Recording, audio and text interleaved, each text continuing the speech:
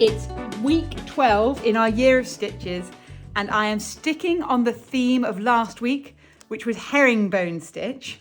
And this week I'm showing you a slightly more complicated variation on what we did last week. So if you haven't watched week 11, go back and watch that first. Week 11 just showed you the really basic approach to herringbone stitch, which you can see in these sections above. Now I'm going to show you now how we work a two colorway herringbone stitch where the two stitches are more woven together. Now there is a slight variation on this, so I'm just going to go through the first bit quite slowly to show you.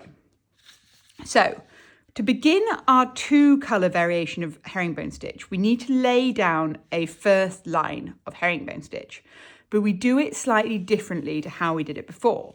So I'm firstly just going to start a bit bigger and go wider just so I can show you how I want this one to be done. So I'm bringing my needle up on a diagonal, much like how I started the last herringbone stitch. I'm going to go back on myself across, as I've done before, and then go back down to the same sort of row on a similar diagonal. All the same as before. But last time, I would bring my needle back across a bit, as I'm doing here, and I would go over the top of that stitch. Now, what I'm going to do differently with this one is I'm going to go underneath the stitch that I laid down there, and I go up to the top. So similar sort of length of diagonal, up to the top.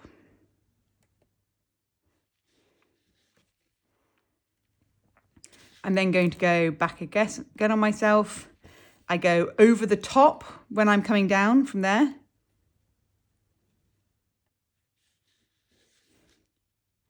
I bring my needle back towards myself, and again, when I'm on the bottom row, I take my needle underneath and go up.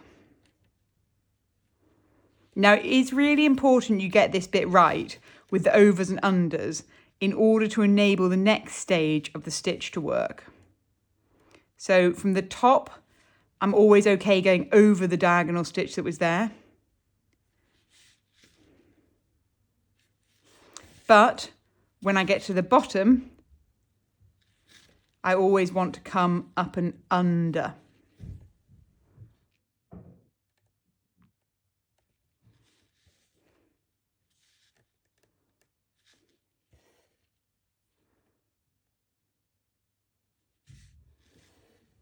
Over, but when I come down to the bottom, as I did before, I'm going under.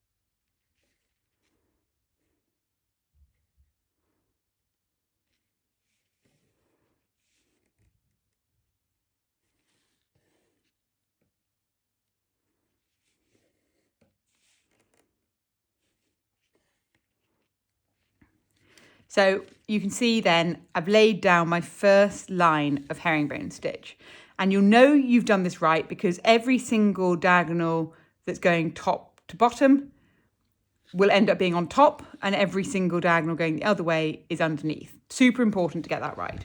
So I'm going to take this off and just tie off my thread.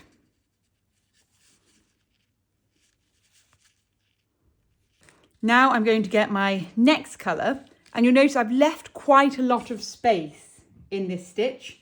Again, that is really important to leave the space because you're going to come back in and fill that space If you don't leave enough space at the beginning, you'll find it really hard when you come to fill it in. So now I'm going to come in with my next line of herringbone stitch, and this is where we start adding in some variety. So what I'm going to do is I'm actually just going to start this a little bit along, because basically my next line of herringbone stitch is going to be matching the kind of gaps between these. So I'm going to bring my needle. Basically, what we're going to now do is weave. So on every single one going this way, I'm going to go under. So you see, I'm going to go down and go under. And then I'm going to match up to where my 2 stitches are in my darker orange. I'm going to match up on the lower row. So then I'm going to go up and I'm going to go over. And I'm going to match on this row. And then I'm going to come back down. I'm going to go under and match my position down here. And now I'm going to go over, then under. And what this ends up doing is creating this really wonderful effect where it's all kind of, the 2 lines look like they're woven together and that they've been stitched at the same time. But actually, just by working in this pattern where you're doing your over and unders, so this time when I'm going up, I'm going over, and when I come back down, I'm going under.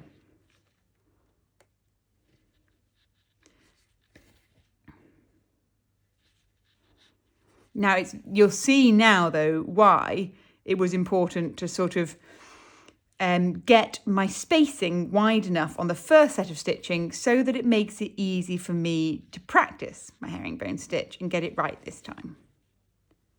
I'm going to go under.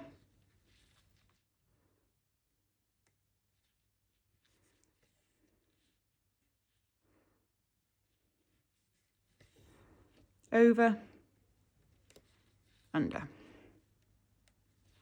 And this is what we call a 2-colour interlaced herringbone, because we've lacing together the 2 different stitches.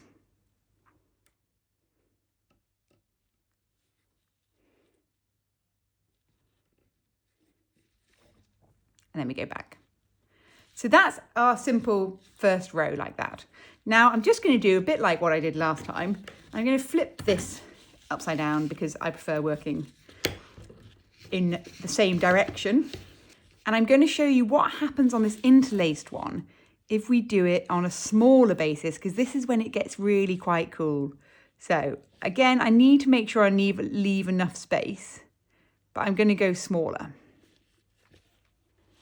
And remember, I'm going to go up, I'm going to come down. But on the way back up, I'm going to go underneath.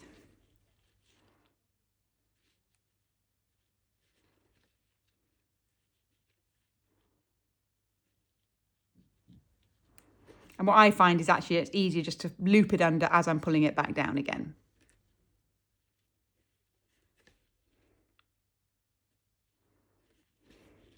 Under as I pull back down.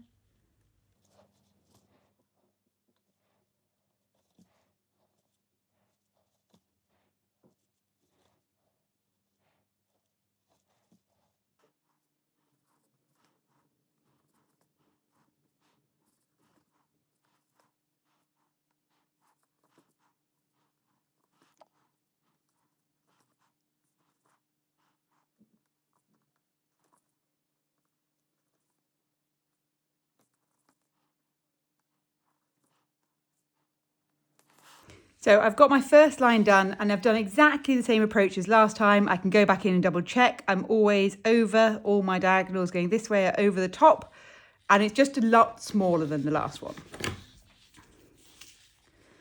Tie off my thread and I'll just get my brighter orange so you can make sure you can really see it. I'm going for 3 strands again. And I'm now going to be doing exactly what I did before. So there's no change in the method here. All I'm doing is working it in a smaller area just to show you the difference it makes. So I'm going to bring my needle in. And remember, what I'm going to do So I start on this first one. I'm going to go underneath. And then I'm going to match my pink position of my pink stitch on the top row. I'm going over the top.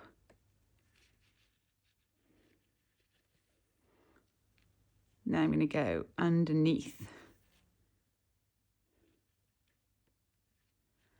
And now, because of how tight I've done these stitches, I actually end up making the whole thing sort of fill up. So basically, I'm actually on the bottom row, just taking it from the two pink stitches. I'm going straight across the middle of the two pink stitches. So I'm going to go underneath.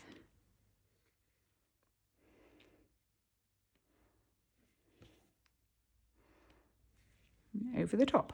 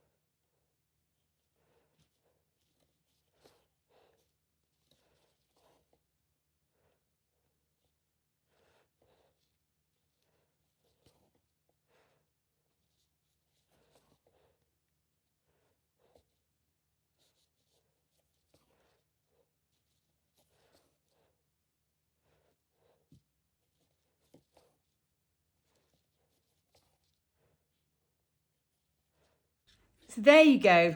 That is your 2-colour interlaced herringbone stitch. And so you can just see how this ends up looking like a really nice little woven band of herringbone. And when you zoom out and you look from a distance, you get this really kind of intricate effect. But actually it's really simple to do. And so it's a lovely one to use for filling areas where you don't want one colour to be too dominant, but also you don't want it to be too heavy, because you can end up with these nice little gaps between it which make it feel quite light and loose. So there are, so far, that's 2 different variations on herringbone stitch.